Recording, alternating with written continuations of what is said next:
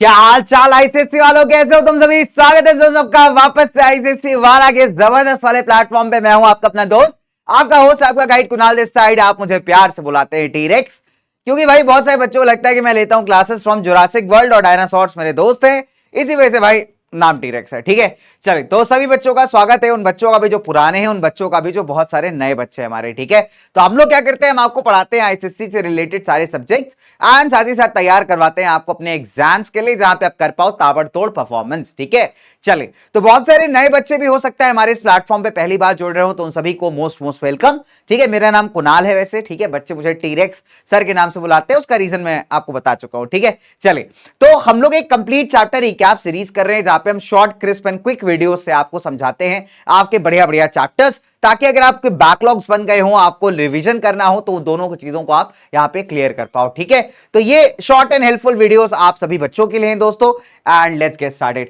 तो एक खास डाउट रहता है हर एक बच्चे का कि सर जी आप जो पढ़ाते हो उसके नोट्स हमें कहां पे मिलेंगे। तो बेटा नोट्स आपको मिल जाते हैं फिजिक्स वाला की ऐप पे, पीडब्ल्यू की ऐप पे, जिसका लिंक आपको इस वीडियो के डिस्क्रिप्शन में मिल जाएगा। तो उस ऐप पे आप जा सकते हो, चेकआउट कर सकते हो। बहुत सारे बैचेस हैं हमारे बच्चों के लिए, जहां पे बहुत बढ़िया तरीके से यार बच्चों को पढ़ाते हैं, मजे आते हैं उस बैचेस के अंदर। ठीक है, आप पढ़ाई करते हो, आप काफी चीजें सीखते हो, पोल्स वगैरह आप करते हो। ठीक है, तो बहुत ही इंटरेक्टिव क्लासेस अपनी रहती हैं दोस्तों। तो आप अगर एक ऐसा डेडिकेटेड डिटेल वाला बैच ढूंढ रहे हो, तो आप बहुत सारे बैचेस एक्सप्लोर कर सकते हो। ठीक है, सो याद रखिएगा ये वाले जो नोट्स है बिल्कुल फ्री ऑफ कॉस्ट है। आपको क्या करना है, सिर्फ जो है डिस्क्रिप्शन में जाना है, लिंक पे क्लिक करना है और आप ये डाउनलोड कर सकते हो। ठीक है, चलिए तो आज के सीरीज में हम लोग बात करने वाले हैं फर्स्ट वर्ल्ड वॉर और राइज ऑफ डिक्टेटरशिप्स की। ठीक है, तो फर्स्ट वर्ल्ड वॉर, प्रथम विश्व युद्ध, जिसने यार दुनिया में तहलका मचा दिया था एकदम, है ना।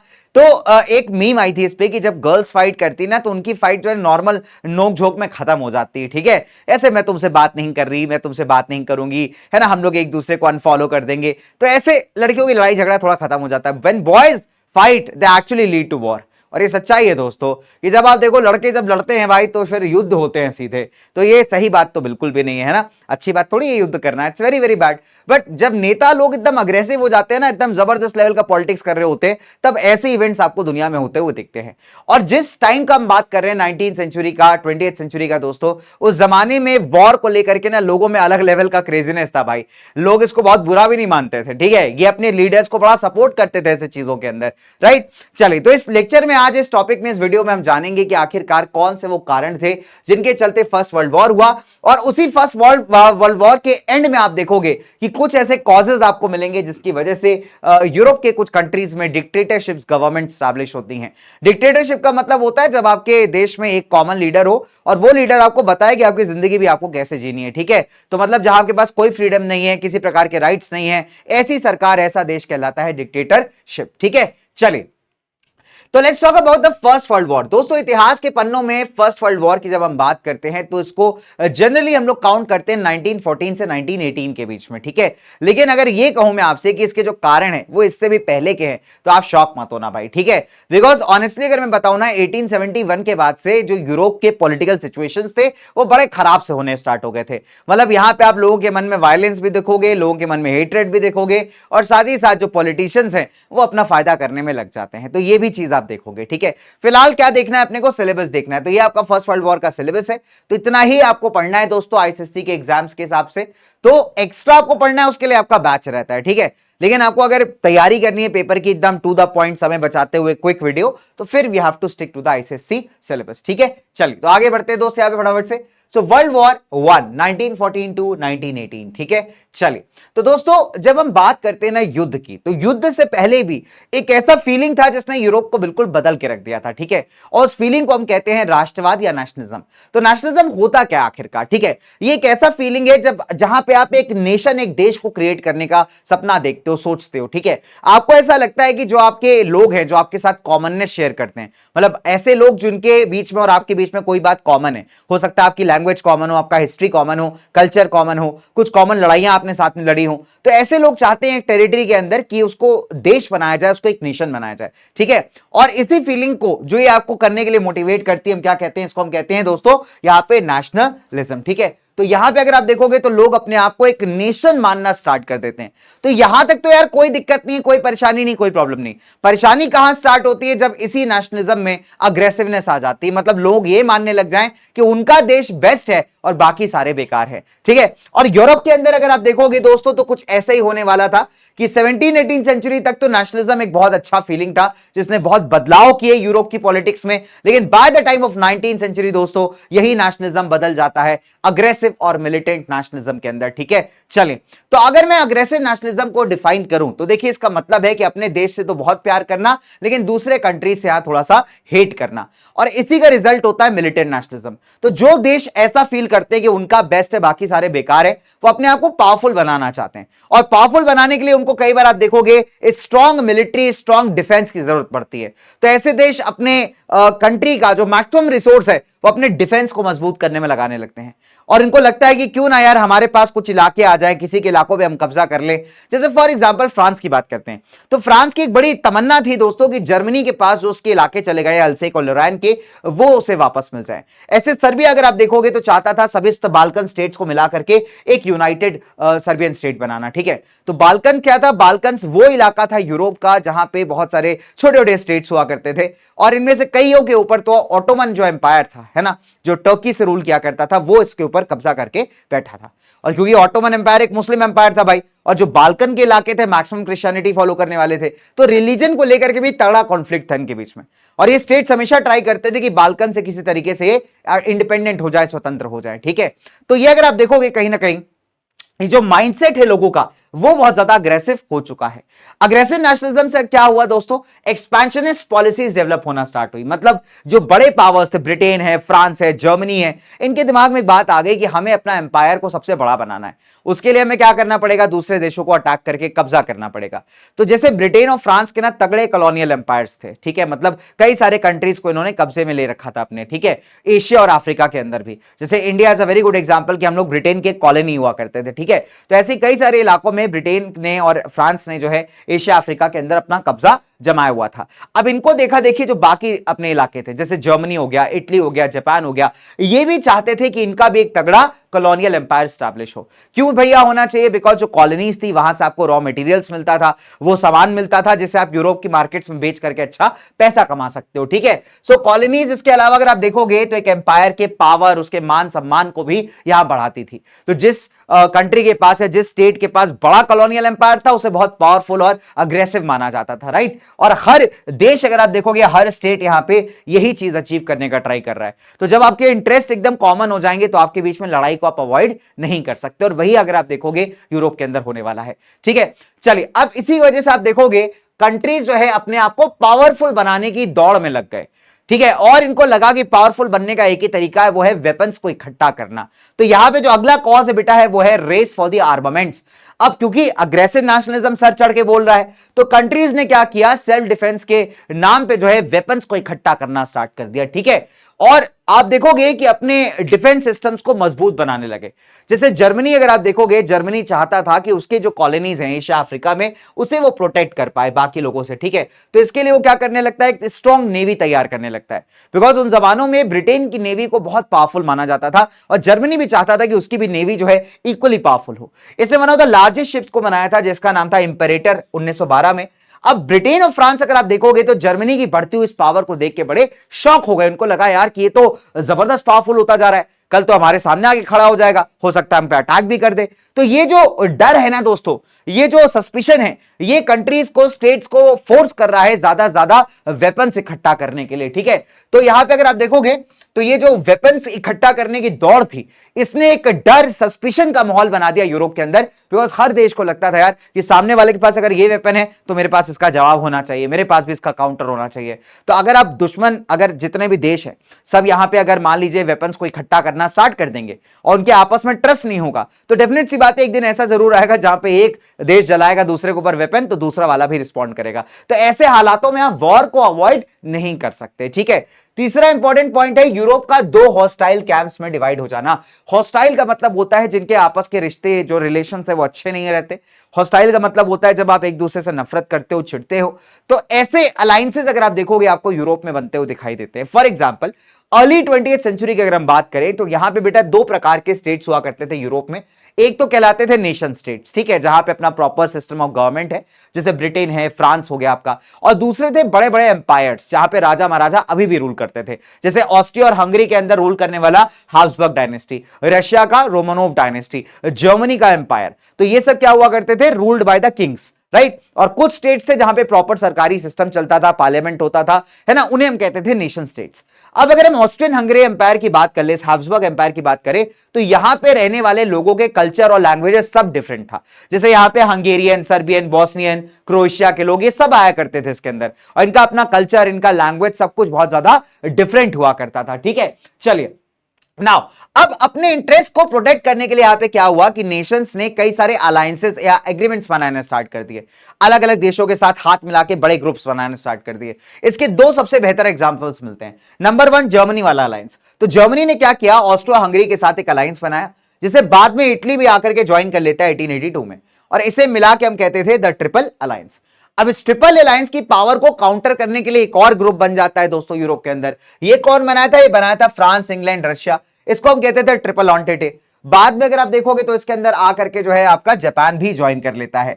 अब इस वजह से आप देखोगे यूरोप यहां पे दो पार्ट्स में डिवाइड हो चुका है, एक पार्ट जो जर्मनी लीड कर रहा है और दूसरा पार्ट जहां पे ब्रिटेन, फ्रांस वगैरह है। अब अगर दो ग्रुप्स बन गए और दोनों की आपस में नहीं बनती तो ऑब्वियस सी बात है वॉर होना यहां पे बहुत ज्यादा इनएविटेबल हो जाता है, ठीक है। चलिए let's come to the final cause, इसको हम कहते हैं साराजेवो का क्राइसिस। तो दोस्तों मैंने आपको याद होगा बताया था कि 1871 से यूरोप के हालात बिल्कुल भी ठीक नहीं थे। यहां पे मिसट्रस्ट, टेंशन, कॉलोनियलिज्म, ये सब बहुत ज्यादा बढ़ रहा था कि हर पावर कॉलोनियल पावर बनना चाहती थी, मजबूत बनना चाहती थी। तो पूरे यूरोप के पावर बैलेंस बिगड़ा हुआ था, ठीक है। अब इसका फाइनल आउटकम आपको देखने को मिलता है सबसे पहले बाल्कन वॉर्स के फॉर्म में, ठीक है, कि 1912 और 13 का जो आपका टाइम पीरियड था, वहां पे अगर आप देखोगे क्या होता है कि जो बाल्कन का इलाका जिसकी मैं आपसे बात कर रहा था, ठीक है, तो बाल्कन के इलाके में जो छोटे छोटे स्टेट्स हैं वो अपनी इंडिपेंडेंस डिक्लेयर करने लगते हैं, ठीक है, जिसके चलते बहुत ज्यादा वायलेंट हो जाता है वो एरिया, कि जो स्टेट्स है छोटे मोटे, बॉस्निया, ये आपका हर्जिगोविना, ठीक है, मॉन्टीनीग्रो, ये सारे सर्बिया वर्बिया, तो ये सब क्या करते हैं, सब कहते हैं भाई हमको अपनी आजादी चाहिए, और एक एक करके लोग जो है बड़े एम्पायर से टूटना स्टार्ट हो जाते हैं। जैसे ऑटोमन से बहुत सारे स्टेट्स इंडिपेंडेंस अपनी घोषित कर देते हैं, लेकिन दिक्कत क्या थी भैया, ये स्टेट्स आपस में भी एक दूसरे को नुकसान पहुंचाना चाहते थे, तो दैट इज वाई इनमें आपस में ही फाइटिंग तगड़ी होती है, और जब इनकी फाइटिंग में बड़े पावर्स कूद जाते हैं, ब्रिटेन, फ्रांस, ये सब, तो ये मामला और ज्यादा वायलेंट हो जाता है और ज्यादा बढ़ जाता है। अब बात आती है दोस्तों यहाँ पे किसके, हमारे बोस्निया की। तो यहां पे आपको पता होगा कि सर्बिया जो था, है ना, कि सर्बिया एक ऐसा इलाका था, स्टेट था जो बहुत उछल्ला था, बिकॉज उसके पीछे रशिया खड़ा हुआ था, ठीक है, और ये चाहता था कि बाल्कन एरियाज को मिलाकर के एक यूनाइटेड सर्बियन स्टेट को बनाना।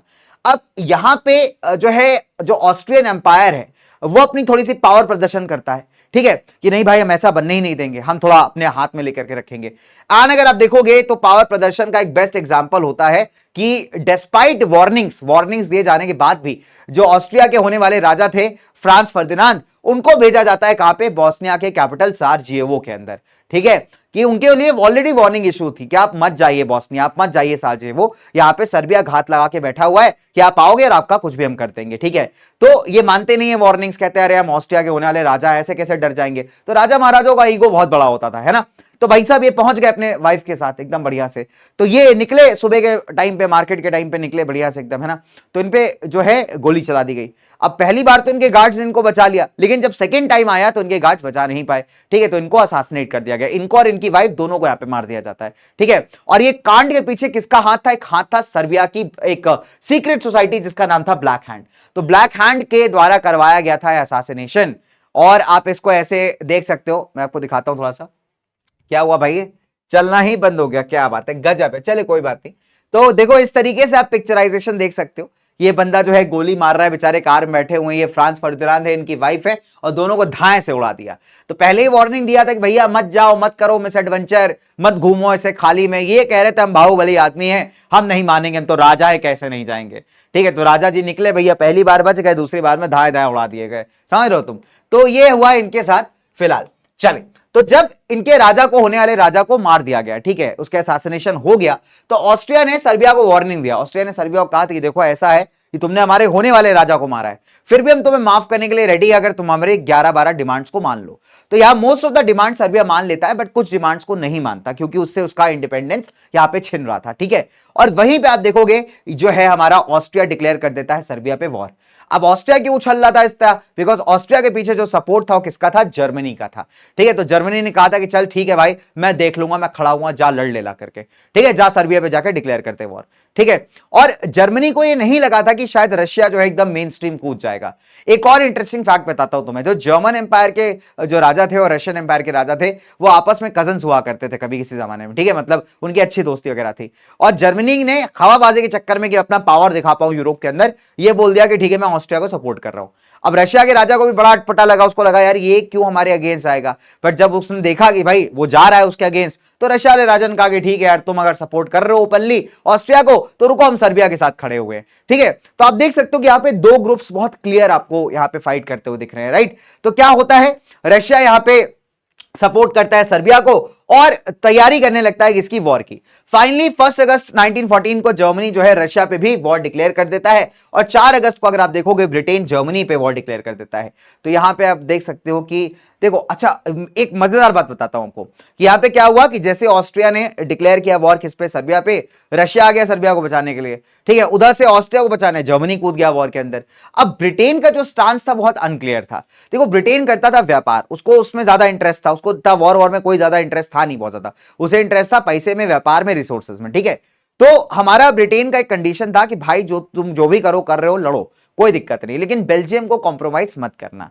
लेकिन अगर आप बेल्जियम के नक्शे को देखें तो फ्रांस एकदम बॉर्डरिंग स्टेट है वहां पे, ठीक है। और अगर जर्मनी को अटैक करना है फ्रांस को, तो ऑब्वियस सी बात है बेल्जियम कॉम्प्रोमाइज होगा।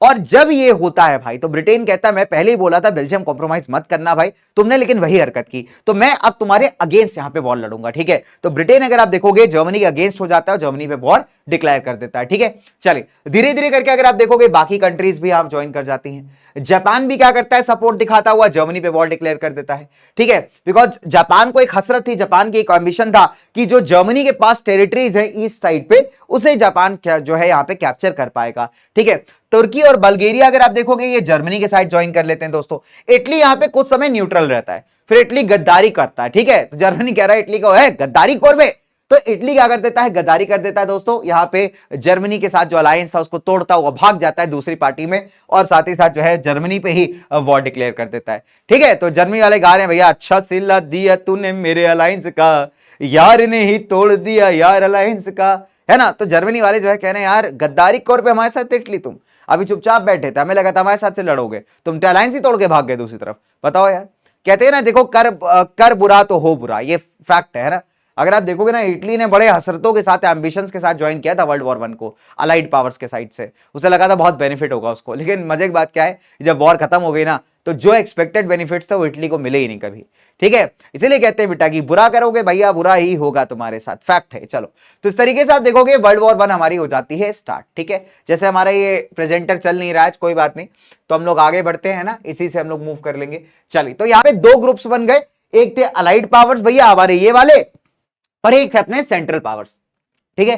तो ब्रिटेन, फ्रांस, रशिया और उनके जो सपोर्टर्स थे, अलाइज थे, इनका ग्रुप कह रहा है allied powers. Germany, Austro Hungary, Ottoman Turkey, जो बाकी अलाइज थे उनका ग्रुप कह रहा है दोस्तों सेंट्रल पावर्स। तो इन्हीं दोनों के बीच में अगर आप देखोगे तो वर्ल्ड वॉर 1 का युद्ध लड़ा जाता है, ठीक है। और दिक्कत क्या थी कि जितने भी पावर्स यहां फाइट कर रहे हैं ना, सबके कॉलोनीज थे कहीं ना कहीं एशिया अफ्रीका के अंदर। सो दैट इज वाई युद्ध यूरोप से उछलता हुआ जो है इन इलाकों में भी पहुंच जाता है, that is why it's called world war, ठीक है दोस्तों। चलिए अब कहानी को थोड़ा सा आगे लेकर के चलते हैं, वॉर के एंड की बात करते हैं कि आखिरकार वॉर आपका एंड कैसे हुआ, ठीक है। तो नंबर 1 देखिए 1918 तक अगर मैं बात करूं, 1918 तक अगर बात करूं, तो जर्मनी और उनके अलाइज को जो है ना, यहां पे जो ब्रिटेन, फ्रांस और यूएस की कंबाइंड फोर्सेस थी उन्होंने हराना स्टार्ट कर दिया था। अब आप कहोगे सर यूएस कैसे घुसा बीच में, तो यूएस के घुसने की कहानी स्टार्ट होती है रशिया के बैकआउट करने से, कि 1917 दोस्तों वो साल था जब रशिया के अंदर खुद एक क्रांतिक रेवोल्यूशन चल रहा था और वो वॉर से बैकआउट कर जाती है, और यही आपकी एंट्री हो जाती है यूएसए की, और यूएसए के आने के बाद से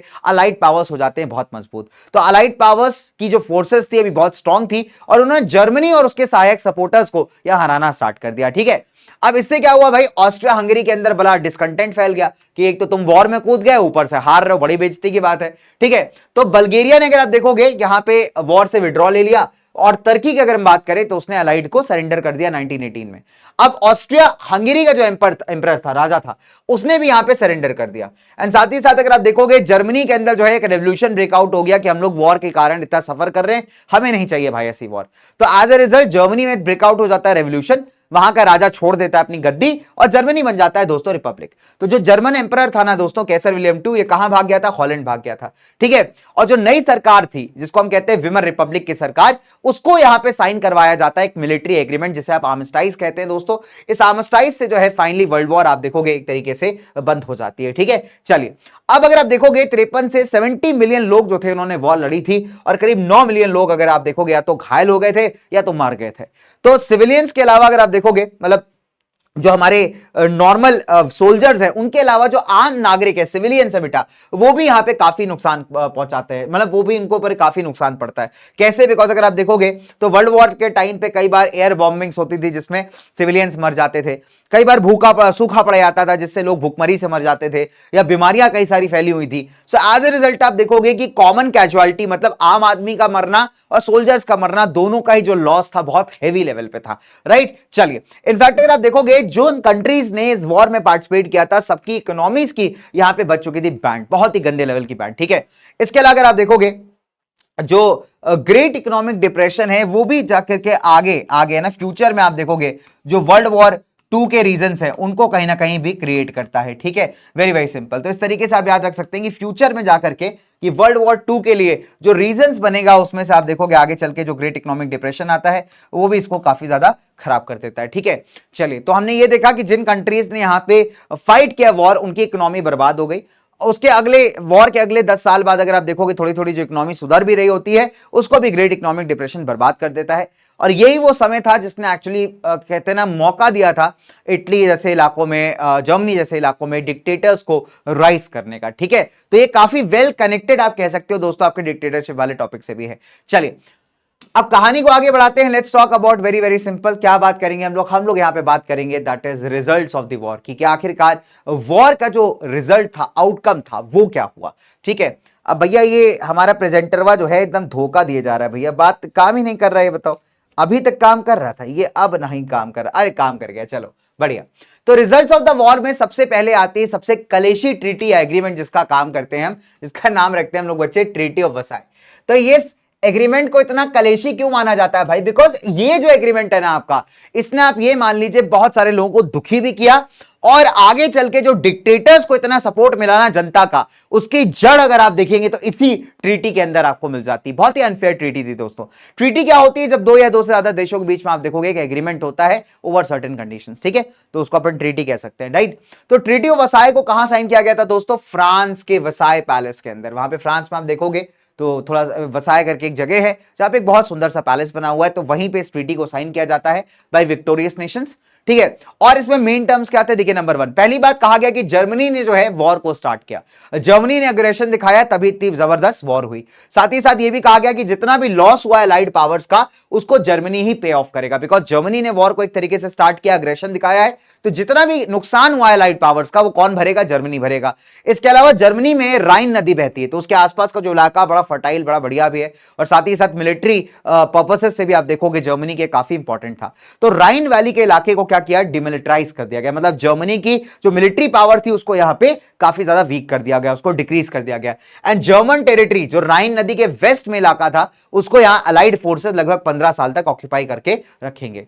जर्मनी के पास जो अल्सेक लोरान का इलाका था वापस से वो फ्रांस के पास चला गया। शेलेस्विक का एक इलाका हुआ करता था वो डेनमार्क के पास वापस चला गया, ठीक है। इसके अलावा जो सार जो कोल माइंस हुआ करती थी आपके, है ना, उनको भी अगर आप देखोगे फ्रांस को दे दिया जाता है अगले 15 सालों तक।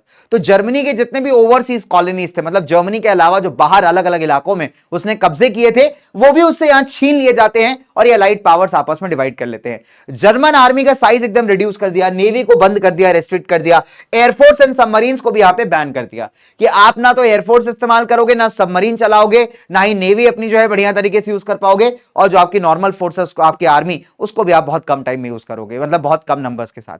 सो एज अ रिजल्ट आप देख पा रहे हो कि जर्मनी को पैसे से भी मार दिया गया, जर्मनी के ऊपर जो वहां के लोग थे वो एकदम गरीब होने स्टार्ट हो गए, बिकॉज इकोनॉमी बर्बाद तो इंसान कहां से पैसे कमाएगा। इसके अलावा जो उसकी डिफेंस पावर है उसको भी खत्म कर दिया गया। वाई? बिकॉज फ्यूचर में जर्मनी कभी रिटालिएट ना कर पाए, राइट। चलिए, इसके बाद आते हैं टेरिटोरियल रीअरेंजमेंट्स, मतलब जिन इलाकों को जीता गया उनको आपस में सही तरीके से डिवाइड कर लेना, ठीक है। अब वॉर से क्या हुआ, तीन बड़ी डायनेस्टीज का अंत हो गया, जैसे रोमानोव रशिया के अंदर, ठीक है, जोलन डायनेस्टी आपके जर्मनी के अंदर, और हाब्सबर्ग का इलाका इन द ऑस्ट्रिया हंगरी। तो ये तीन बड़े साम्राज्य यूरोप के अगर आप देखोगे खत्म हो जाते हैं एक तरीके से, ठीक है। और ऑटोमन एम्पायर जो हुआ करता था, जो तुर्की से रूल करता था दोस्तों, वो भी यहां पे खत्म हो जाता है, came to an end, right. तो इसको ऐसे याद कर लीजिए, that Ottoman empire also came to end, ठीक है। तो इसका भी अंत हो गया बिल्कुल, right, rule of the Ottoman empire का। और ऑस्ट्रिया और हंगरी अगर आप देखोगे यहां पे दो अलग अलग स्टेट्स बन जाते हैं, ठीक है।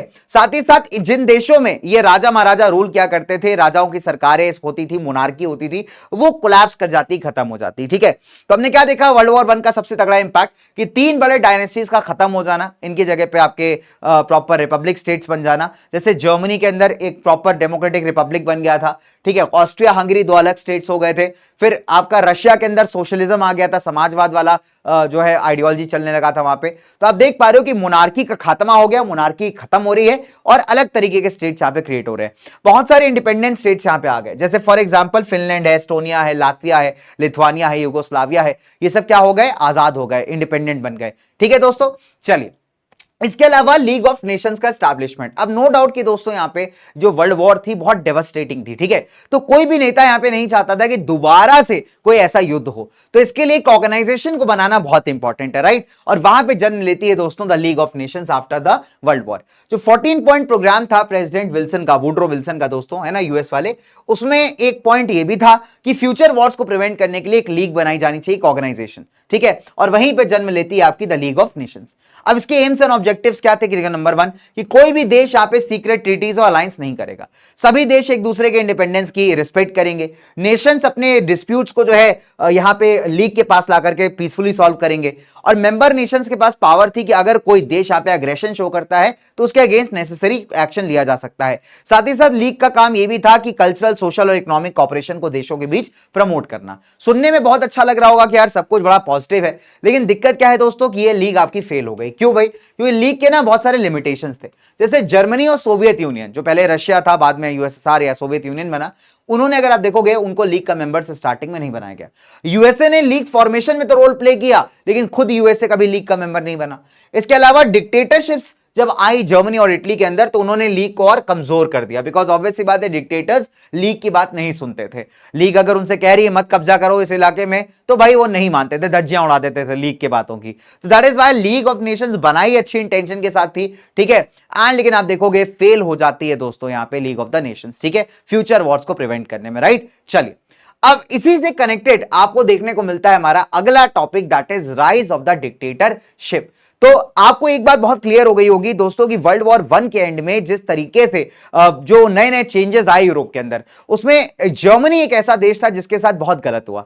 इसके अलावा इटली की अगर हम बात करें तो इटली भी ट्रीटी ऑफ वर्साइल्स से सैटिस्फाइड नहीं था, बिकॉज जो टेरिटरीज वो एम कर रहा था, जो वो पाना चाहता था, वो उसे नहीं मिले, ठीक है। और अगर आप देखोगे दोस्तों उसके साथ बिल्कुल सही ट्रीटमेंट नहीं हुआ, जिस एक्सपेक्टेशन के साथ उसने वॉर को ज्वाइन किया था वो एक्सपेक्टेशंस उसके मीट नहीं हुए, और जर्मनी तो बर्बाद हो ही चुका था, चाहे हम मेंटली बात करें, चाहे हम बात करें पैसों से, चाहे हम बात करें पावर से।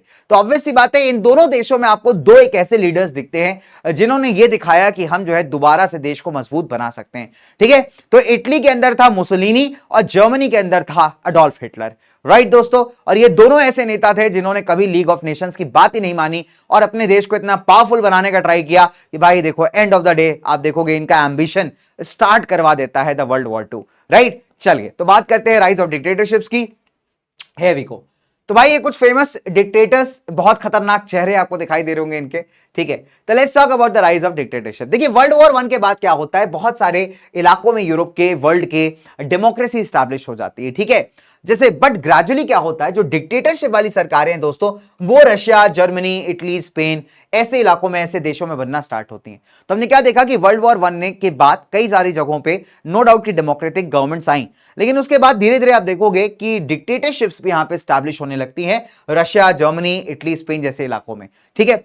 और ये जो स्टेट्स थे अगर आप देखोगे तो ये हमेशा एक चीज पे फोकस कर रहे थे कि इनकी मिलिट्री पावर बढ़नी चाहिए, ठीक है। इन्होंने कभी भी लीग ऑफ नेशंस के साथ वर्क या कॉपरेट करने का ट्राई नहीं किया। इनको लगता था लीग ऑफ नेशंस बेकार है, इनके साथ इंजस्टिस हुआ है पास्ट में, और अपने बदले को इनको खुद लेना है, जिसके लिए इनकी मिलिट्री पावर बहुत स्ट्रांग होनी चाहिए, ठीक है। तो let's talk about number 1 Italy. सबसे पहले हम बात करेंगे इटली की। तो जब मैं आपसे इटली नाम लेता हूं तो आपके मन में इटालियन पिज्जाज और पास्तास जरूर आते होंगे ना, टेस्टी होते हैं, बहुत बढ़िया। या वेनिस की जो इमेजेस हैं जहां पानी पे कैनाल्स पे बोट चल रही हैं, लोग गाना गा रहे हैं, नाच रहे हैं, वैसी कुछ इमेजेस आपके माइंड में आती होंगी।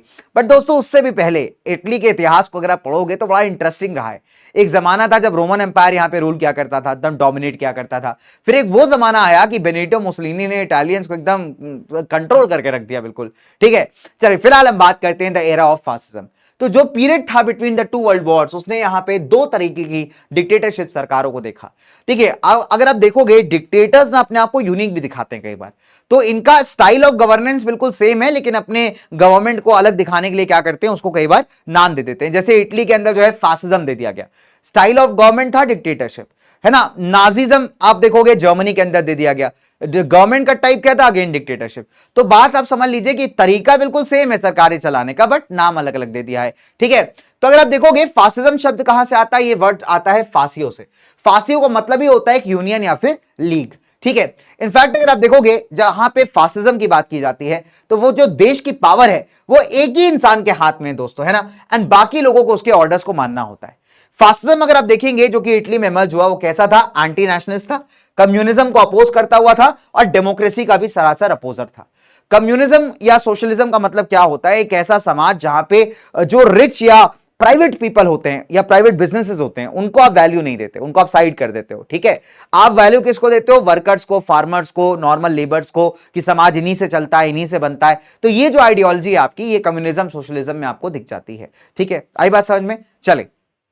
तो अगर आप देखोगे तो ऐसी आइडियोलॉजी के बिल्कुल खिलाफ था फासिज्म आपका, डेमोक्रेसी के खिलाफ, है ना, थोड़ा सा एंटी नेशनलिस्ट आप कह सकते हैं, मतलब नॉर्मल नेशनलिज्म को प्रमोट ना करने वाला, अग्रेसिव नेशनलिज्म बिलीव करने वाला, थोड़ा सा वैसा आइडियोलॉजी था फासिज्म, और साथ ही साथ कम्युनिज्म या सोशलिज्म का भी विरोधी था, ठीक है। चलिए अब अगर हम बात करें कॉजेस फॉर द राइज, देखिए इटली ने अलाइड पावर्स को वर्ल्ड वॉर 1 में क्यों ज्वाइन किया था, ताकि जर्मनी और तुर्की के पास जो टेरिटरीज हैं वो इसके हाथ में आ जाए, ठीक है। हाउएवर अगर आप देखोगे ना तो इसको जर्मन टेरिटरीज मिली, ना ही टर्की वाली मिली। इसको क्या मिला दोस्तों, इसको मिला सदर्न टायरोल का इलाका, ट्रेंटिनो का इलाका, है ना, और साथ ही साथ कुछ कोस्टल रीजन्स आपके डलमाशिया के। अब अगर आप देखेंगे इटली को इसी वजह से था बहुत ज्यादा डिस्कंटेंट था। इटली को एक्सपेक्टेड था कि जर्मनी के पास जो टेरिटरीज है, तुर्की के पास जो टेरिटरीज है, वो इटली के कब्जे में आ जाएंगी, बट ऐसा हुआ नहीं, इटली को छोटे मोटे रीजन्स दे दिए गए। सो इटली वाज वेरी डिसैटिस्फाइड। साथ ही साथ इटली ने तगड़ा इकोनॉमिक लॉस भी यहां पे फेस किया था वॉर के बाद, ठीक है। ट्रेड है, कॉमर्स है, इंडस्ट्रीज है बेटा, सब बर्बाद हो गई, राइट। एंड साथ ही साथ यहां पे बेरोजगारी बहुत नेक्स्ट लेवल पे पहुंच गई थी इटली के अंदर। एंड अगर आप देखोगे जो खाने के जो ग्रेन्स होते हैं, अनाज होते हैं, उसकी भी शॉर्टेज आपको इटली में फील होती है। तो एज ए रिजल्ट कुल मिलाकर के इटली हो चुका था पूरा बर्बाद, राइट। इटली की डेमोक्रेटिक सरकार जो स्टैब्लिश हुई थी, कोई यहां पे रिजल्ट नहीं निकाल पा रही थी, राइट। तो जब 1919 में डेमोक्रेटिक सरकार बनती है दोस्तों इटली के अंदर, तो यहां पे एक और प्रॉब्लम खड़ी हो जाती है, और वो क्या थी कि किसी भी सिंगल पार्टी को यहां पे मेजॉरिटी नहीं मिलती। अब जब सिंगल पार्टी को मेजॉरिटी नहीं मिलेगी तो कैसी सरकारें बनेंगी, गठबंधन वाली, कोएलिशन वाली। सो ये जो पॉलिटिकल इंस्टेबिलिटी है ना दोस्तों, अगर आप देखोगे इसने भी इटली को बहुत ज्यादा इंपैक्ट किया, बिकॉज ये देखने को मिलता है कि 1919 से 1922 के बीच में 6 बार सरकार बदलती हुई आपको दिखती है, ठीक है।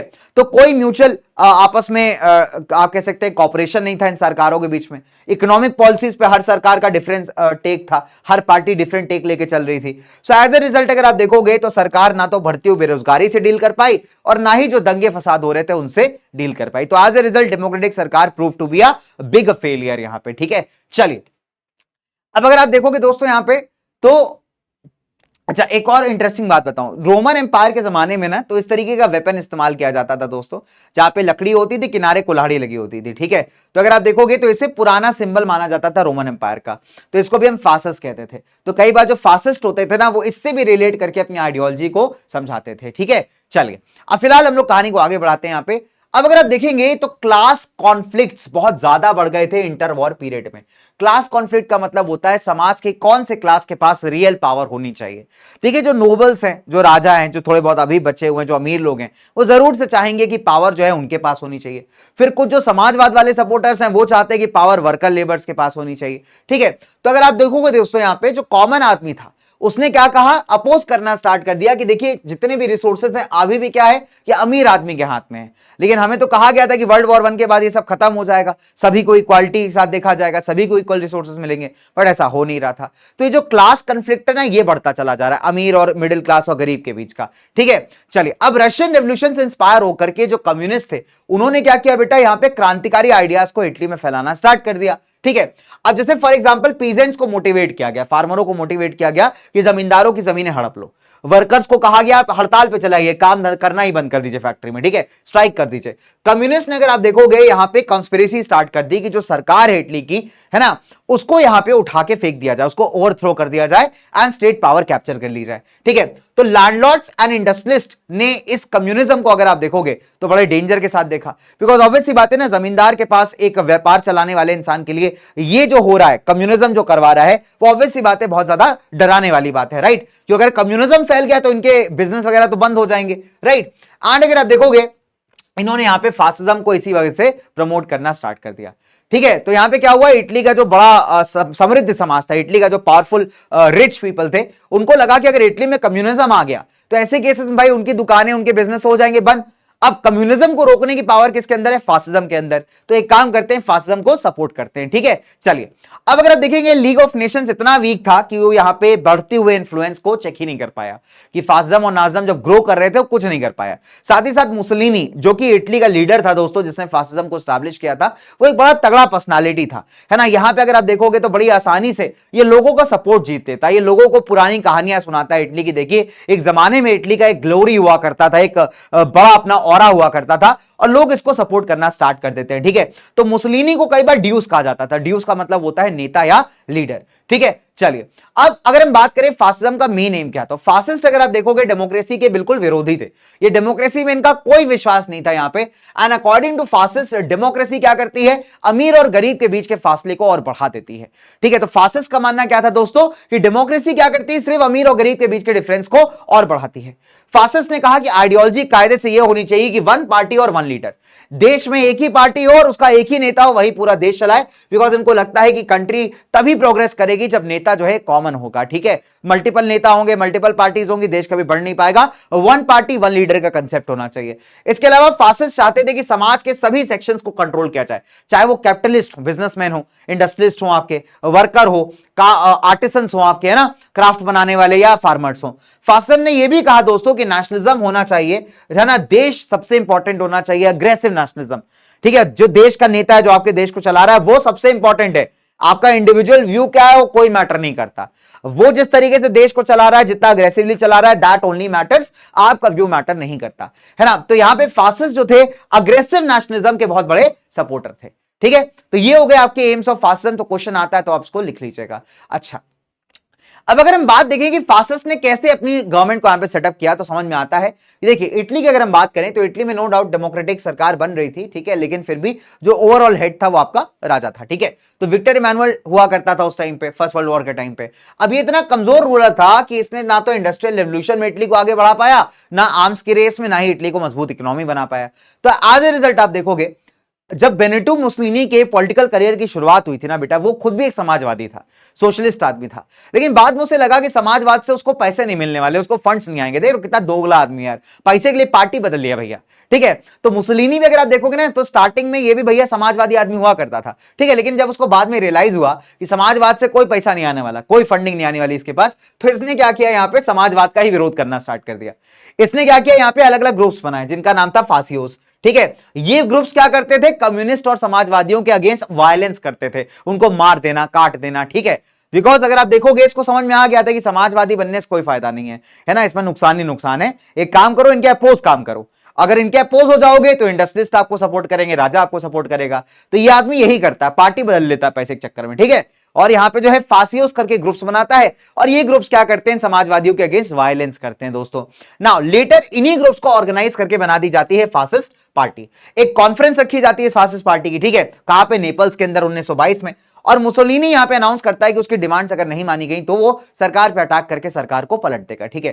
क्या डिमांड्स थी इसकी कि नंबर 1, फासिस्ट पार्टी के 5 मेंबर जो है कैबिनेट के अंदर होने चाहिए। कैबिनेट मतलब वो स्पेशल ग्रुप ऑफ मिनिस्टर्स, उसके अंदर होने चाहिए। नए इलेक्शंस होने चाहिए। सरकार यहां पे फॉरेन पॉलिसी मजबूत करे अपनी, साथ ही साथ इकोनॉमिक रिफॉर्म्स यहां पे करवाए जाने चाहिए। तो ये था बेनिटो मुसोलिनी के फासिस्ट पार्टी का मेजर डिमांड, ठीक है। उसने कहा अगर मेरे डिमांड्स को नहीं माना तो मैं अटैक करके सरकार को पलट दूंगा। अब क्या होता है दोस्तों, इसके डिमांड्स को तो यहां पे नो डाउट कि माना नहीं जाता है, सरकार इसके डिमांड्स को नहीं मानती।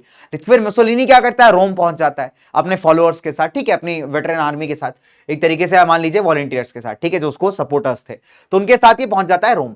अब जो विक्टर इमैनुअल III था, यहां पे ऑब्वियस सी बात है इससे लड़ना नहीं चाहता, ठीक है, उसको पता है कि यार ये मजबूत बंदा है, इसके पास फॉलोअरशिप तगड़ी है, इससे लड़ने में कोई फायदा नहीं है। और दूसरी बात, इसको लगता था कि जो एंटी मोनार्की सेंटिमेंट्स डेवलप हो रहे हैं इटली में, उनको दबाने में भी यही बंदा हेल्प कर सकता है, ठीक है। तो जब ये अपना अटैक करने पहुंचता है रोम पे, तो वहां के जो राजा है वो खुशी खुशी कहते हैं भैया तुम अटैक उटैक मत करो, हम तुमको बोलते तुम आओ सरकार बना लो। तो बेनिटो मुसोलिनी को इन्वाइट किया जाता है कि आप आइए और आकर के जो है सरकार बना लीजिए। एक बार इसके हाथ में पावर आ गई, फिर ये क्या करता है, अलग अलग जो स्टेट्स, इटालियन स्टेट्स या प्रोविंसेस, उनमें फासिस्ट को जो है, जो उसके पार्टी के लोग थे, उन्हें एज प्रीफेक्ट अपॉइंट कर देता है। इनका काम था मुसोलिनी के हिसाब से स्टेट्स को चलाना, ठीक है, रन करना, राइट। अब अगर आप देखोगे फासिस्ट की ये जो टेक ओवर ऑफ पावर थी, इसके बाद एक आता है रीन ऑफ टेरर। मतलब आप ये मान लीजिए कि इस पर्टिकुलर टाइम में मुसोलिनी बन जाता है एब्सोल्यूट मास्टर ऑफ इटली, मतलब इसने ये बन गया डिक्टेटर, सिंपल सीधी बात। तो एक बार पावर इसके हाथ में आ गई, फिर इसने इटली को अपने हिसाब से ऑर्गेनाइज करना स्टार्ट कर दिया, जिस हिसाब से ये चाहता था, ठीक है, सिंपल सीधी बात। तो इसने कहा कि भाई मैं अब तो एकदम कंट्रोल में रख करके जो है इटली को चलाऊंगा, जो मेरे अगेंस्ट जाएगा उसको मिलेगा पनिशमेंट, ठीक है।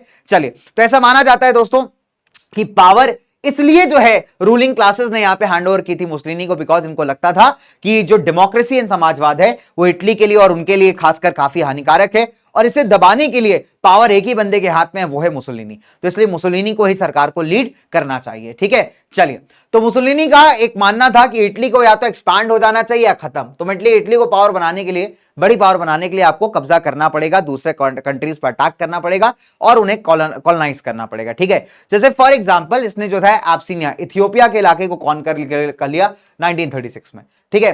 तो लीग ऑफ नेशंस ने इसको ऑब्जेक्ट किया। जब ऑब्जेक्ट किया तो इटली ने कहा कि ठीक है, हम लीग ऑफ नेशंस को छोड़ दे रहे हैं। इटली में फासिज्म कब एंड होता है दोस्तों, वर्ल्ड वॉर 2 के साथ, ठीक है। मुसोलिनी अगर आप देखोगे अपनी पार्टी द्वारा भगा दिया जाता है 43 में, और 45 में इसको मार दिया जाता है, एग्जीक्यूट कर दिया जाता है। तो फाइनली फासिज्म आपका एंड हो जाता है in the case of Italy, ठीक है। चलिए, अब हम बात करेंगे हमारे दूसरे ताबड़तोड़ डिक्टेटर की, जो दिखने में तो बड़ा खतरनाक थे, साथ में रियल में बहुत खतरनाक आदमी था। इसका नाम है अडोल्फ हिटलर। बेटा ये जो आजकल ऑरा फार्मिंग चल रहा है ना, ये बंदा करके छोड़ दिया भाई, है ना। ये आजकल टर्म चल रहा है ना, ऑरा फार्मिंग, लोग ऐसे ऐसे ऐसे ऐसे करके बालक जो है ऑरा फार्मिंग कर रहा था भाई। जिस लेवल का ऑरा फार्मिंग ये सब करके गए हैं ना बेटा, वो नेक्स्ट लेवल चीज है। नो डाउट कि इसने कुछ अच्छा नहीं किया काम, है ना, बहुत मारा है ज्यूस को, तो बहुत ही ज्यादा मारा है इसने, ठीक है, चुन चुन के मारा है। उसका कोई लॉजिक नहीं है दोस्त, उसका कोई लॉजिक नहीं है उसका।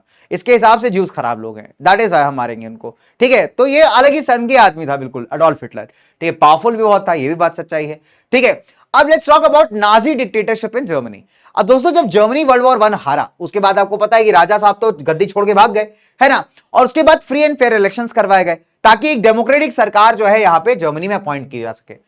अब गवर्नमेंट बनी, संविधान बना, नया कॉन्स्टिट्यूशन बना, और जर्मनी बन गया एक रिपब्लिक। हाउएवर अगर आप देखोगे इस जर्मन रिपब्लिक में भी एक प्रॉब्लम थी कि एक सिंगल पार्टी को मेजॉरिटी नहीं मिली। दैट इज वाई सरकार किसकी बनी दोस्तों, गठबंधन की, इलेक्शंस की, है ना। और जैसे हमारे देश में प्राइम मिनिस्टर होते हैं ना, वैसे जर्मनी के अंदर चांसलर की पोजीशन होती है। तो आप ये मानिए कि 1919 से 1933 के बीच में करीब 21 बार मिनिस्ट्री चेंज हुई और करीब 12 बार जो है चांसलर यहां पे बदले गए। तो और साथ ही साथ वर्ल्ड वॉर 1 के बाद इकोनॉमिक कंडीशन जो है जर्मनी की बहुत खराब थी, है ना, बहुत ही ज्यादा, बिकॉज जर्मनी को लूट लिया था लाइट पावर्स ने, पूरी तरीके से बर्बाद कर दिया था यहां पे, ठीक है। और दंगे, अनएम्प्लॉयमेंट, बेरोजगारी, ये सब जर्मनी को एकदम खा रहे थे। अब ऐसे होपलेस देश के अंदर अगर आप देखोगे, अगर कोई ऐसा नेता आ जाए जो आपको उम्मीद की किरण दे दे, तो डेफिनेट सी बात है जनता उसकी फैन हो जाएगी। और वही उम्मीद की किरण दी थी किसने? अडोल्फ हिटलर ने। हिटलर की बात करें तो जंत भैया ऑस्ट्रियन आदमी था ये, ठीक है, ऑस्ट्रिया में इसका जन्म हुआ था और काफी गरीबी में, काफी बुरे हाल में इसका बचपन बीता था, ये भी फैक्ट है। आर्टिस्ट बनना चाहता था, पेंटर बनना चाहता था लड़का, लेकिन इसको ना तो सपोर्ट मिला, ना एडमिशन मिले प्रॉपर। तो फिर आप देखोगे भाई साहब आर्मी ज्वाइन करते हैं, है ना, वर्ल्ड वॉर 1 के अंदर जर्मनी के साइड से, ठीक है, और वहां पे अच्छा खासा ब्रेवरी का प्रदर्शन करते हैं, इन्हें कॉर्पोरल बना दिया जाता है, ठीक ठाक इनको जो है मेडल्स दिए जाते हैं, और वहां से आप देखोगे हिटलर के करियर में आ जाता है बदलाव। फिर क्या होता है, 1919 में एक छोटी सी पार्टी ज्वाइन करता है, जर्मन वर्कर्स पार्टी, ठीक है, जिसका नाम ये बाद में बदल के रख देता है national socialist German workers party, या फिर आप शॉर्ट फॉर्म में कहिए तो नाजी पार्टी। तो शुरुआत हुई थी नाजी पार्टी से, लेकिन नाजिज्म अपने आप में एक आइडियोलॉजी है। क्या आइडियोलॉजी है? कि जहां पे हिटलर और उसके सपोर्टर्स का मानना है कि दुनिया में जो सबसे बेहतरीन ह्यूमन रेस है वो है नॉर्डिक जर्मन आर्यंस, जिनकी नीली आंखें, गोरे गाल और सुनहरे बाल है। ये बेस्ट स्पीशीज है, बेस्ट रेस है ह्यूमंस के अंदर, और इन्हीं को सरवाइव करने का अर्थ पे अधिकार है। इनफैक्ट ये इतने खतरनाक लोग थे कि साइंटिस्ट के जो रिसर्च है उनको भी मिसगाइड तरीके से जो है लोगों के सामने रखते थे। जैसे डार्विन का अगर हम बात करें, हर्बर्ट स्पेंसर की बात करें, तो उन्होंने सर्वाइवल ऑफ द फिटेस्ट के बारे में बात की है ना। तो हिटलर कहता था देखिए फिटेस्ट तो नॉर्डिक जर्मन आर्यंस ही होते हैं, तो इन्हीं को जीना चाहिए, बाकी सबको मर जाना चाहिए। और इसी दिमाग के कीड़े के चलते आप देखोगे इस आदमी ने क्या किया, पूरा लिस्ट तैयार किया भाई। जर्मनी के अंदर सिर्फ नॉर्डिक जर्मन आर्यंस को बेनिफिट्स थे, सारी सहूलियत थी, और जो इंसान बाकी रेस से बिलोंग करता था, जिप्सीज हो गए, इंडियंस हो गए, ठीक है, या फिर आपके सबसे बुरे ज्यूज हो गए, उन सबको एलिमिनेट करने की पॉलिसीज ने बना ली थी कि इनको मार ही देंगे, हम खत्म ही कर देंगे पूरे वर्ल्ड से, ठीक है। तो ये तरीके का आइडियोलॉजी था हिटलर का। दैट इज वाई बहुत ही सनकी आदमी था भाई, ठीक है, इसने नेक्स्ट लेवल क्राइम्स किए हैं, राइट। चलो, तो अगर आप देखोगे तो इसने एक बार बर्लिन में जाके अटैक करके पावर को कैप्चर करने का ट्राई किया था, बट ये फेल हो गया था, ठीक है। तो इसको अरेस्ट करके जेल में डाल दिया जाता है। अब इसी दौरान इसने किताब लिखी थी मेन कैंप, राइट। तो मेन कैंप आपको अवेलेबल है, आप पढ़ सकते हो, राइट। चलिए आगे बढ़ते हैं दोस्तों। नाउ जब ये छूट के आया तो इसने क्या किया, चुनाव लड़े जुलाई 1932 में, बट इसको मेजोरिटी फिर भी नहीं मिली। तो जो जर्मन पार्लियामेंट था, जिसको हम कहते हैं रीड्सटैग, आज इसको हम कहते हैं बुंडसटैग, तो वहां पे क्या हुआ, हमारे हिटलर की पार्टी को मेजोरिटी मिली नहीं, और इसका जो ऑपोजिशन पार्टी था, है ना, उसकी सरकार यहां पे बन जाती है। लेकिन जब उसकी भी सरकार यहां पे काफी लंबे समय तक काम नहीं कर पाती, कौन था ऑपोजिशन पार्टी का बंदा, वॉन पेपन। तो वॉन पेपन अगर बहुत टाइम तक जो है सरकार को सही नहीं चला पाता, तो जब उसकी सरकार सही काम नहीं करती, तो जो राष्ट्रपति हिंडनबर्ग थे वो मौका देते हैं कि इसको हिटलर को कि आप आइए और अपनी सरकार बनाइए यहां पे और बन जाइए चांसलर ऑफ जर्मनी। तो चांसलर बनने का मतलब है दोस्तों कि आपकी प्रधानमंत्री के बराबर पावर हो जाना, ठीक है। जैसे इंडिया का पीएम है, वैसे आप देखोगे उतने ही पावरफुल चांसलर है जर्मनी के। तो एक बार इसके हाथ में जब पावर आ गई, तो भाई ने धीरे धीरे करके डिक्टेटरशिप में जर्मनी को कन्वर्ट करना स्टार्ट कर दिया। फिर जब हिंडनबर्ग की डेथ हुई, प्रेसिडेंट हिंडनबर्ग जब मर गए, तो उसके बाद से हिटलर ने कहा कि देखो मैं एक ऑर्डर पास करता हूं, इस ऑर्डर के हिसाब से मैं ही तुम्हारा नेता हूं, ये पार्लियामेंट का सिस्टम खत्म, ठीक है। सिंपल सीधी बात, इसने सारी पावर्स आप देखोगे अपने खुद के हाथ में ले ली, और अपने आप को टाइटल दे दिया, किसका टाइटल, फ्यूरर का। फ्यूरर का मतलब होता है दोस्तों द ग्रेट लीडर, राइट, आपका सबसे बड़ा महान नेता, ठीक है। कॉन्स्टिट्यूशन खत्म कर दिया इसने, जर्मनी बन गया proper dictatorship. Second world war में अगर आप देखोगे तो हिटलर को डिफीट कर दिया जाता है बाय अलाइड पावर्स, और ऐसा कहते हैं कि इसने अपने बर्लिन के बंकर में परिवार जो है सुसाइड कमिट कर लिया था, आत्महत्या कर ली थी, और 1945 के अंदर इसका गेम समाप्त हो जाता है प्रॉपर्ली, ठीक है। चलिए नाउ अब क्या ऐसे कारण थे जिसके चलते नाजिज्म आपको राइज होता हुआ दिखता है। देखिए नंबर 1 आपका ह्यूमिलिएटिंग ट्रीटी ऑफ वर्साय, ठीक है। अब जर्मनी आपको पता है वर्ल्ड वॉर 1 में डिफीट हो गया था, इसको उसके बाद एक ट्रीटी साइन करवाई गई थी वर्साय की, राइट। तो बहुत सारी ट्रीटी में जो टर्म्स थे इतने हार्श थे, जिसने जर्मनी को क्या किया, बिल्कुल बर्बाद कर दिया। जैसे हमने पढ़ाई था कि जर्मनी की ओवरसीज कॉलोनीज को यहाँ पे छीन लिया गया, उसको कंपनसेशन पे करने को कहा गया कि मुआवजा भरिए आप यहाँ पे, ठीक है, उसके टेरिटरी सब छीन लिए, कोल माइंस उसके छीन लिए। तो यहां पे आप देखोगे हिटलर के मन में ये चीज बहुत क्लियर थी कि इस ट्रीटी ऑफ वर्साय ने पूरे जर्मनी को बर्बाद कर दिया। उसी वजह से लोगों ने बेरोजगारी झेली, गरीबी झेली, इतने प्रॉब्लम्स झेले। तो जब हिटलर पावर में आया, हिटलर इनफैक्ट आप देखोगे जब अपनी स्पीचेस देता था ना, तो हिटलर ये क्लियर कहता था लोगों को जर्मनी के कि अगर मैं जिस दिन पावर में आ गया, नाजी पार्टी जिस दिन पावर में आ गई, उस दिन मैं आपके मान सम्मान को, देश की पावर को मैं वापस से लौटा दूंगा, ठीक है। तो ये अगर आप देखोगे हिटलर का प्रॉमिस था, और हिटलर का जो पर्सनालिटी था, उसका जो बोलने का तरीका था, लोगों को हिला देता था, मूव कर देता था। That is what made Hitler popular among the people, ठीक है। तो हिटलर ऐसे ही पॉपुलर नहीं हुआ दोस्तों, ये पॉपुलर बना है अपने इन कंडीशंस और अपने करिश्मेटिक पर्सनालिटी पे, ठीक है। तो हिटलर ने क्लियरली बोला जब उसके हाथ में पावर आ गई कि भाई हम इस ट्रीटी को नहीं मानते, और जर्मन्स को बोला कि तुम मुझे सपोर्ट करो, एक पावरफुल जर्मनी बना के मैं तुम्हें दूंगा, एक ऐसा देश बना के दूंगा कि सामने वाला आंख नहीं उठा पाएगा, समझे। तो इस तरीके से आप देखोगे हिटलर यहां पे लोगों को मोटिवेट करता है, राइट। चलिए अब अगर आप देखेंगे यहां पे जर्मनी के अंदर जब डेमोक्रेटिक सरकार थी तो उसके पैरेलल एक और लीग बन जाती है, इसको हम स्पासिस लीग कहते हैं। अब इस स्पासिस लीग का जो मोटिवेशन आ रहा तो आ रहा था रशिया से। इनको चाहिए था कि जैसे रशिया में समाजवाद कम्युनिज्म है, ठीक है, वैसे ही हमारे जर्मनी के अंदर भी स्टैब्लिश होना चाहिए, ठीक है, कि जैसा कम्युनिज्म, समाजवाद, सोशलिज्म जो है रशिया के स्टाइल ऑफ गवर्नेंस है, वैसे ही जर्मनी के अंदर भी होना चाहिए। और अगर ऐसा हो जाता तो ऑब्वियस सी बात है भाई, फिर तो आप समझ ही सकते थे रशिया स्टाइल पॉलिटिक्स हो जाती। और इसी बात का डर काफी लोगों को सता रहा था यहां पे, है ना, कि कम्युनिस्ट ने अगर आप देखोगे जर्मनी में अपना पार्टी बना लिया था, एंड अगर आप देखोगे कई सारे सीटें भी ये लोग जो है जर्मन पार्लियामेंट में जीत गए थे।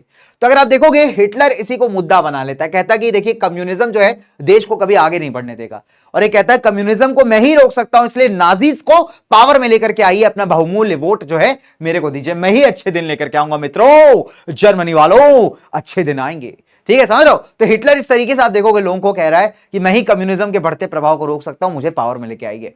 अब इकोनॉमिक कंडीशन जर्मनी की अगर आप देखो खराब होती चली जाती है। फर्स्ट वर्ल्ड वॉर के बाद जर्मनी के पास ना पैसा है, ना गोल्ड है, ना कोल माइंस है, रिसोर्सेज भी नहीं, कुछ भी नहीं है। तो उसकी हालत इतनी खराब हो गई थी कि जर्मनी के अंदर आ गया था हाइपर इन्फ्लेशन। मतलब आप ये मान लीजिए कि एक US$ ट्रिलियन जर्मन मार्क के इक्वलेंट पहुंच गया था।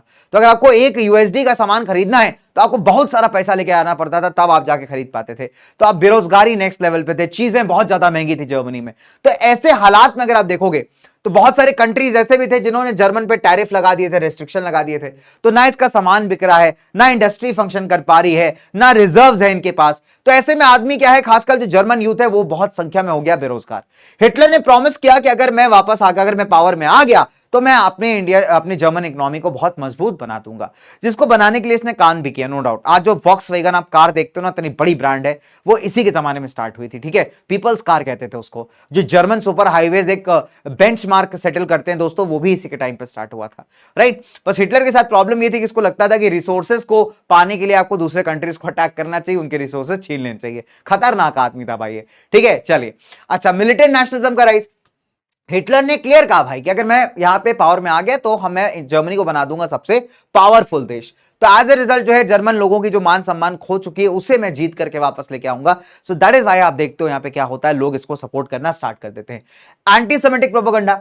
हिटलर ने एक नए लेवल का प्रोपोगंडा स्टार्ट किया। प्रोपोगंडा का मतलब होता है कि ऐसा पब्लिसिटी करना जिसमें आपका कोई ऑब्जेक्टिव हो, ठीक है, कि आप कुछ स्पेसिफिक चीज को प्रमोट करना चाहते हो, दैट्स कॉल्ड प्रोपोगंडा। अब इसने ये कहना स्टार्ट किया लोगों से कि देखिए अब फर्स्ट वर्ल्ड वॉर पता है क्यों हारे, बिकॉज ज्यूज ने जो है वो अलाइड पावर्स को सपोर्ट किया, और आपकी जितनी भी खराब हालत है उसके पीछे जूइश लोग रिस्पॉन्सिबल है। हालांकि ये सच्चाई नहीं थी दोस्तों, तो इसलिए जरूरी है कि जूइश को एलिमिनेट कर देना चाहिए, मार देना चाहिए, खत्म कर देना चाहिए। एंड इस प्रोपोगंडा के चलते, इस हेट्रेड जो इसने फैलाई थी, लोग क्या करते हैं, इसके फैन हो जाते हैं, कहते हैं सही बात है, हमारी प्रॉब्लम्स के पीछे ज्यूइश लोग जो है वही जिम्मेदार हैं, ठीक है। And that is why Jewish को एलिमिनेट कर देना चाहिए। ये कहलाता है इसका एंटी सेमिटिक प्रोपोगंडा।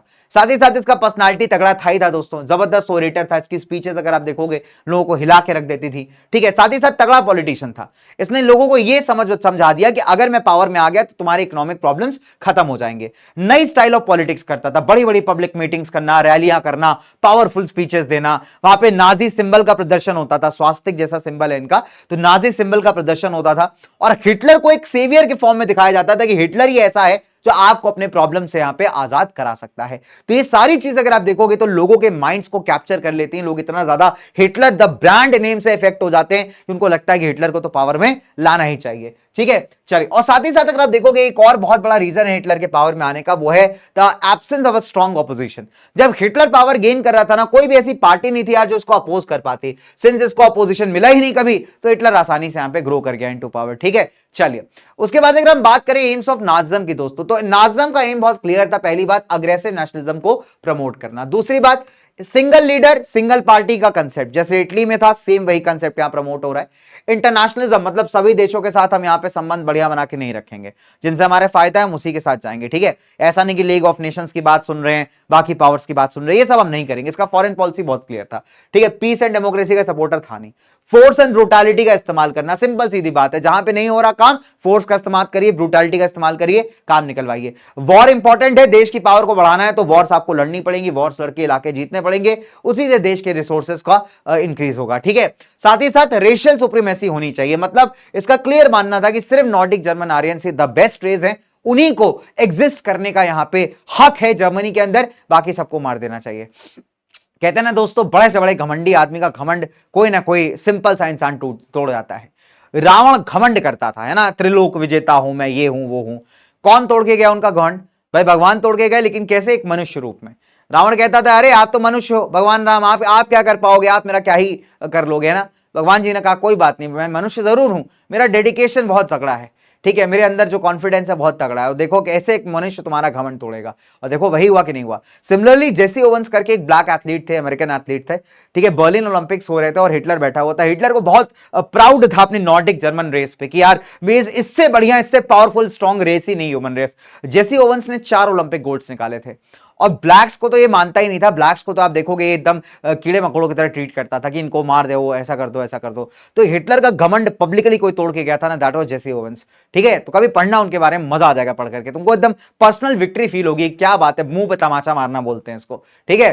तो ये है भाई कहानी हमारे हिटलर की। चलिए अब लास्ट टॉपिक है जो कि बहुत इंपॉर्टेंट भी है आपका, वेरी इंपॉर्टेंट है दोस्तों यहां पे, और ये है similarities between your ideologies of fascism and Nazism, कि दोनों के बीच में कॉमन क्या था। ठीक है, सिंपल सी बात है, दोनों ही टोटालिटेरियन स्टेट के फेवर में थे। मतलब एक ऐसा स्टेट जहां पे एक ही पार्टी रूल करती है, उसका एक ही नेता होता है जो पूरे देश को चलाता है, ठीक है। दूसरी बात, डेमोक्रेसी कम्युनिज्म के विरोधी थे। तीसरी बात, वन पार्टी वन लीडर का कंसेप्ट दोनों के लिए कॉमन था। अग्रेसिव नेशनलिज्म के सपोर्टर थे दोस्तों।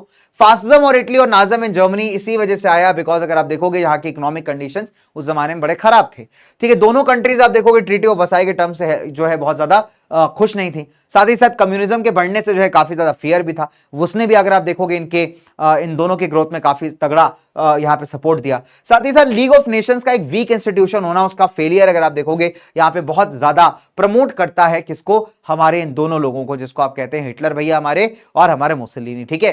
तो ये सारी बातें क्या है, इन दोनों के आइडियोलॉजीज में काफी कॉमन है। इससे क्वेश्चन आपके पेपर में आता है बच्चों, that is why this is very very important, ठीक है। चलिए अब इसी के साथ आज के इस वीडियो का यहां पे करते हैं समापन।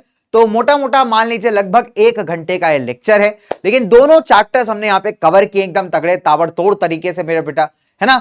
और प्यारे प्यारे बच्चों यहां पे यही कहना चाहूंगा आपसे कि आपके लिए होमवर्क है छोटा सा, आप मुझे कोई 3 पॉइंटर्स बता दीजिए जो नाजिज्म और फासिज्म के अंदर कॉमन है, ठीक है। तो चैट सेक्शन यानी कमेंट सेक्शन आपके लिए ओपन है। और इसी के साथ ये छोटा सा प्यारा सा क्रिस्प वीडियो, मजा, उम्मीद है कि आपको मजा आया होगा पढ़ने में, ठीक है। और मिलते हैं बच्चों हम लोग यहाँ पे अगले वीडियो के अंदर, तब तक के लिए अपने टी-रेक्स को दीजिए इजाजत। एक्चुअली जा रहा हूं जुरासिक वर्ल्ड में दोस्तों, हमारे यहाँ मेगासॉरस की जो है शादी होने वाली है, तो उसके फंक्शंस की तैयारी करनी है, ठीक है। मैं मिलूंगा आपसे नेक्स्ट वीडियो के अंदर, till then stay happy stay safe, और साथ ही साथ बच्चों पढ़ते रहिए, मुस्कुराते रहिए, खुशी खुशी पढ़िए अपने प्यारे प्यारे प्लेटफॉर्म आईसीएससी वाला से, आपके पीडब्ल्यू से। और हाँ, मेक श्योर नोट्स डाउनलोड कर लेना, पीडब्ल्यू ऐप से जाकर के, लिंक दिया हुआ है डिस्क्रिप्शन में। बाय गाइस, मिलते हैं in the next class, take care.